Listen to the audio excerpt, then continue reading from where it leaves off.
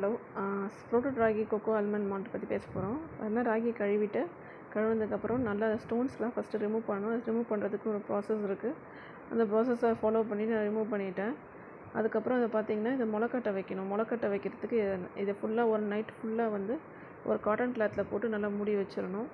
மறுநாள் பார்த்திங்கன்னா நல்லா முளைக்கட்டிடும். 2 days விட்டிங்கன்னா நல்லா முளைக்கட்டிடும். முளைக்கட்டினதுக்கப்புறம் எடுத்து காய வச்சுட்டு இந்த மாதிரி நல்லா காஞ்சிரும். காஞ்சினதுக்கப்புறம் என்ன பண்ணணும், நல்லா வறுத்துட்டு லைட்டாக சாட்டே பண்ணி வறுத்துட்டு அதுக்கப்புறம் இதில் பாதாம், முந்திரி, ஏலக்காய், பட்டை இதெல்லாம் போட்டு நல்லா வறுத்துட்டு அதுக்கப்புறம் கிரைண்ட் பண்ணதுக்கப்புறம் இந்தமாரி ப்ராடக்டை வந்து நல்லா இது பண்ணும், இப்படி ஜலிச்சுட்டு அதுக்கப்புறம் ப்ராடக்டாக மாறிடுங்க. இதுக்கு கூட கொக்கோ பவுடரும் நான் ஆட் பண்ணியிருக்கேன்.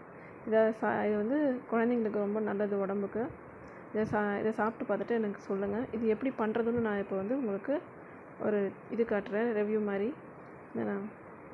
இந்த ப்ராடக்டை வந்து நல்லா தண்ணி ஊற்றி நல்லா கலக்கிணும், எந்த ஒரு கட்டியும் வராமல். அதுக்கப்புறம் இதுக்கு நல்லா கலக்கிட்டிங்கன்னா அதுக்கப்புறம் தேவையான பாலை வந்து நீங்கள் வந்து என்ன செய்யணும், கிண்ணத்தில் ஊற்றிக்கணும்.